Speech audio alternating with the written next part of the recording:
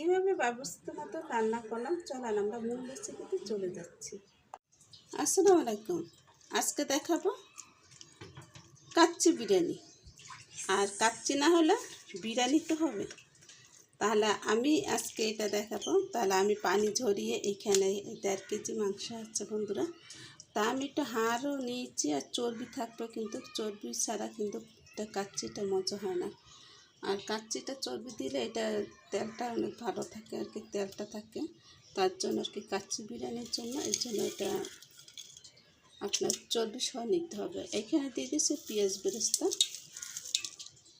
পেঁয়াজ বেরেস্তাটা অবশ্যই দিবেন, যেহেতু কাচ্চি রান্না করেন বা যেটা রান্না করেন বা অন্য বিরিয়ানি রান্না করেন সেটার মতো আপনার কিন্তু পেঁয়াজটা দিতে হবে। তা পেঁয়াজ ভাজা দিয়ে দিলাম, আর কাটা পেঁয়াজটাও দিয়ে দিলাম। এখানে দিয়ে দিচ্ছি আপনার বাদাম, পোস্তদানা আর আপনার জয়ফল একসাথে আমি দিয়ে দিলাম আর কি। ব্যালেন্ড করেছি যখন তখন একসাথে করে নিলাম আর কি। এটা হলো আমার শর্টকাটের কাজ, যে যত তাড়াতাড়ি শর্টকাট কাজটা করতে পারবেন ততই ভালো। আর এখানে দিয়ে দিচ্ছি আপনার লাল মরিচের গুঁড়ো। এটা হলো কালারটা আর কি, ওরকম লাল হবে না, আর কি সামান্য একটু লাল মরিচের গুঁড়োটা আমি দিয়ে দিলাম ঝালের জন্য আর কি। আর এখানে দিয়ে দিচ্ছি কাঁচা পেঁপে। কাঁচা পেঁপেটা আপনার এটা সিদ্ধ করার জন্য খুবই ভালো হয়, এর জন্য কাঁচা পেঁপেটা এভাবে করে ব্লেন্ড করে দিয়ে দেবেন। আর দিয়ে দিচ্ছি আপনি এখানে দারচিনি, এলাচ, লং আর গোলমরিচ এগুলো দিয়ে দিলাম। দারচিনি আর লং, এলাচ এগুলো কিন্তু এটা স্বাদটা আর বাড়িয়ে দিলে, আর লংটা হলে এটা দেওয়াই দরকার আপনাদের। আর দিয়ে দিচ্ছি এখানে টক দই। টক দইটা আগে থেকে একটু ফেটিয়ে নেবেন, তাহলে একটু সুন্দর হবে। কারণ পুরাটা ফেটানো হয় নাই, তার জন্য একটু দলা দলা রয়ে গেছে। তাতে কোনো সমস্যা নাই, মাখা দিলে এটা দলাটা ভেঙে যাবে। এখন দিয়ে দিচ্ছি যে বিরিয়ানি মশলাটা, এটা না দিলে হবে না, তো এটা দিয়ে নিলাম। এখন দিয়ে দিচ্ছি লবণ। লবণটা বুঝে শুনে দেবেন, কারণ চালটা আমাদের যখন ওভারকুক করবো তখন ওইখানে কিন্তু লবণটা যাবে। তো এখন দিয়ে দিচ্ছি বেরেস্তা ভেজে নেওয়া যে তেলটা ছিল সেটা। আপনারা কিন্তু অবশ্যই বাদামটা দেওয়ার চেষ্টা করবেন। বাদামটা আমি দিয়ে নিয়েছি, পেঁয়াজ ভাজাটাও দিয়ে নিয়েছি, এটা দেওয়ার অবশ্যই চেষ্টা করবেন। আর ধনে জিরা দিয়ে দিচ্ছি। ধনে জিরা এখানে না দিলেও চলে, কিন্তু এটার মধ্যে যে মশলাটা আছে সেটার মধ্যে কিন্তু ধনে জিরা আছে। তারপর আমি আপনাদের জন্য এটা দিয়ে দিব, কারণ আপনাদের বোঝার সত্ত্বে। মানে এটা হলো ধনে জিরা গুঁড়া, এটা হলো আদা আর রসুন, এটা হলো আপনি কি জানেন টেস্টিং সল্ট, এটা হলো চিনি। এগুলো কিন্তু অবশ্যই দিতে হবে। টেস্টিং সল্টটা না দিলেও হবে, আর যদি দেন তাহলে কিন্তু স্বাদটা একটু বাড়িয়ে তুলেন। আমি তো টেস্টিং সল্টটা একটু কম ব্যবহার করি, তারপর আজকে যেহেতু বিরিয়ানি পাকাবো সেজন্য আর কি এটা টেস্টিং সল্টটা দেওয়া হলো। তা খুব সুন্দর করে এখানে মেখে নিলাম। আর একটা দিতে পারবো আমি টমেটো সসটা, সেটা আপনারা দিতে চাইলে দিবে, না দিলে হবে। আর এখানে যদি লেবু থাকে তাহলে লেবুটা দিয়ে দিতে পারবেন, তাই একটু দিয়ে দিচ্ছি। এটা আমার তরফ থেকে আমি নিজে ইচ্ছে করে আমি দিয়ে দিলাম, এটা একটু স্বাদটা একটু বাড়িয়ে তুলবে। তা খুব সুন্দর করে এটাকে মেখে নিলাম। মাখতে মাখতে ভাই এত ঘিরান সেটা বলার বাইরে। আমার বাবুরা তো মাখতেছে আর ঘিরান শুনতেছে, তারা বলতেছে এটা তো এখনই খেয়ে ফেলি। তা আমি বলতেছে খেয়ে ফেলো, সমস্যা কি, কাঁচাটা খেলে। এখন দিয়ে দিচ্ছি কেওড়া জল আর কি গোলাপ জল যেটা বলে, এটা দিয়ে দেবেন গোলাপ জলটা, তাহলে হবে।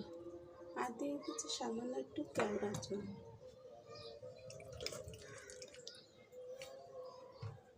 একবার দিয়ে একটু আপনি একটু রেস্টে রাখবেন, ওদিক থেকে আমি চাউলটা বয়েল করে নেব। এখন সব মেখে এটাকে ঢাকনা দিয়ে ঢেকে রাখবো।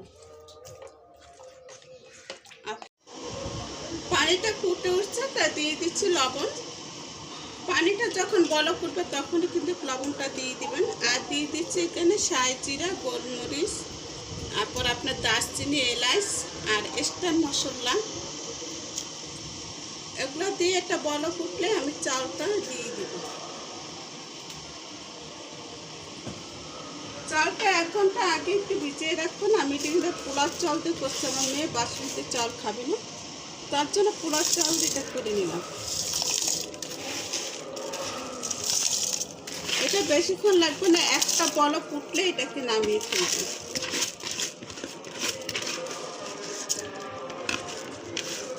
তো সব চালগুলো দিয়ে আমি এটাকে অল্প সময় একটু বলক দিয়ে নামিয়ে ফেলবো। সামান্য একটু তেল দিয়ে নিয়েছি, তেলটা দিলে একটু ঝরঝরা হয়। তো তেলটা দিয়ে এভাবে একটু নেড়ে চেড়ে দিয়ে দিলাম, তাহলে এটা হয়ে যাবে। তা আমি এরকম নেড়ে চেড়ে দিয়ে দিলাম, আর কিছুক্ষণ পরে এটা নামিয়ে তারপর মাংসটা অ্যাড করে দেবো। মাংসটা 2 ঘন্টা আগে থেকে এটা করে রাখবেন, আর লাগলে সারা রাত পর্যন্ত এটাকে মেখে রেস্টে রেখে দিতে পারেন, তাহলে আরও ভালো হয়। তা 2 ঘন্টা পর আসলাম, এখন মাংসটা দিয়ে দিচ্ছি। আর ওদিক দিয়ে চালটা কিন্তু বয়েল করে নিয়েছি, এটা হলো পোলার চাল, সেজন্য বয়েলটা অল্প করে নেবেন আর কি। 5 মিনিটও লাগে না, 2-3 মিনিটের মধ্যে এটা বয়েল হয়ে যায়। আর আমি আজকে এটাকে রান্না করব, এটা একটু হাফ সিদ্ধ করে নেব, কারণ আমি রাইস কুকারে রান্না করছি, তো আমি আর পানি দিব না, এই পানিতে হয়ে যাবে। এখানে আলু কাটা আমি এরকম করে দিয়ে দিচ্ছি।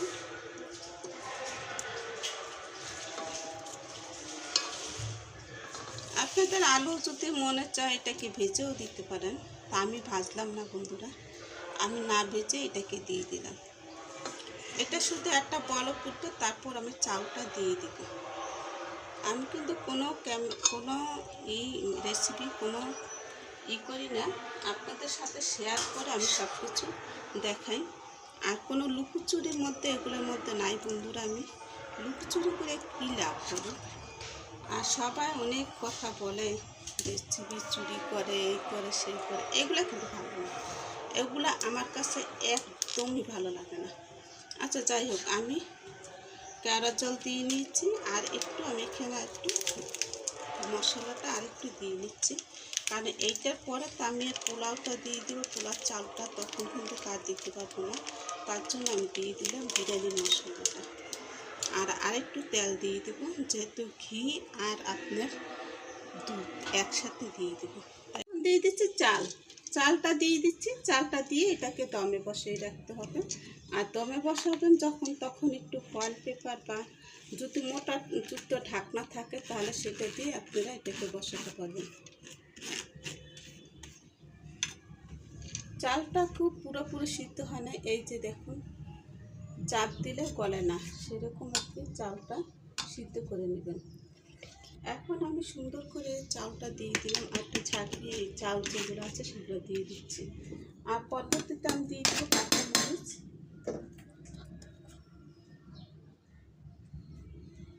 কাঁচামরিচ, কয়েকটা দিয়ে দিচ্ছি, সাথে দিয়ে দেবো একটু কিশমিশ আর দুধ। এখানে দুধের সাথে কিন্তু ঘি মিশানো, দেখুন, তাই এই ঘিটা দিয়ে দুধের সাথে আমি এটাকে মিশিয়ে নিলাম। এটা দিয়ে সুন্দর মতন এখানে যে পানিটা উঠবে মাংসের, সেই পানি দিয়ে এটা কিন্তু প্রবাহ হয়ে যাবে। এখন আমি এটার মধ্যে একটু কিশমিশ দিয়ে এটাকে ঢেকে দিব খুব সুন্দর করে, যেন ঢাকনাটা আর খুলবে না, দমে থাকবে এটা। আমার চুলা কিন্তু অফ।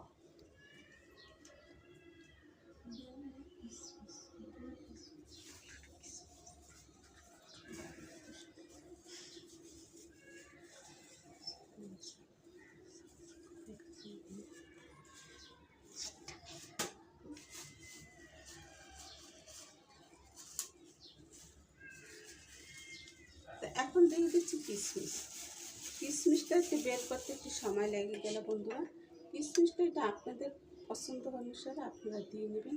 আমার কাছে আর কি আলু ভুট্টাটা ছিল না, তাই আমি কিশমিশটা দিয়ে দিলাম। কিশমিশটা এটা দিলেও হয়, না দিলেও হয়। এখন আমি এটাকে দমে বসিয়ে দেবো, আর ঢাকনা এইখান থেকে আমি এটা কাভার করে দেবো। সুইচটা অন করে দিয়েছি। এটা যতক্ষণ পর্যন্ত এটা গরমটা না হবে, ততক্ষণ পর্যন্ত হাত দিয়ে এটাকে চেক করে নিতে হবে। তা বিরিয়ানিটা আমি কীভাবে ডেকে নিয়েছি দেখুন, একটা মোটা একটা তাওয়াল দিয়ে, তারপর আমি যে কুকারটা আছে সেটাও আমি মেরে দিয়েছি আটা দিয়ে। তাহলে এখন আমি এটাকে নামিয়ে ফেলছি। আর আমার বিরিয়ানিটা পারফেক্ট মতো হয়ে গেছে। বন্ধুরা, আমি বাবুর্চিদের মতন এই বিরিয়ানিটা পাকিয়ে নিয়েছি। আর কেমন হয়েছে বলুন তো? দমে পাকানো, আমার চুলা কিন্তু বন্ধ। এটা কিন্তু দমে পাকাতে হবে, মাংসগুলো সিদ্ধ হয়ে যাবে পারফেক্টলি। আমি একটা চাল আপনাদেরকে ভেঙে দেখাচ্ছি, দেখুন কীরকম করে ভেঙে গেছে। আর এখন আমি আপনাদেরকে পরিবেশন করে দেখাচ্ছি। একটু নেড়ে চেড়ে এটাকে দেখাচ্ছি, দেখুন পারফেক্টলি একেবারে হয়ে যাচ্ছে। আর এই যে এগুলো দেখছেন না, এগুলো হলো আপনার সুন্দর মতন একটা। আচ্ছা, আমি তো পোলাও চাল দিয়ে কাচ্চি রান্না করলাম। আমি কিন্তু বাসমতি চাল আমার বাসায় ছিল, কিন্তু মেয়ে পছন্দ করে না, তাই আমি পোলাও চাল দিয়ে রান্না করলাম। আর আপনাদেরকে একটা দেখাচ্ছি আমি, এটা কীরকম সিদ্ধ হয়ে গেছে। আর এটা খুবই গরম, আমি এর জন্য আরেকটা বাটির মধ্যে নিয়েছি। এই দেখুন সুন্দরভাবে সিদ্ধ হয়ে গেছে। আর এরকম মাংসগুলো সিদ্ধ হয়ে তারপরে নরম হয়ে গেছে। তারা বুঝতেই তো পারছেন কেমন হয়েছে মাংসটা।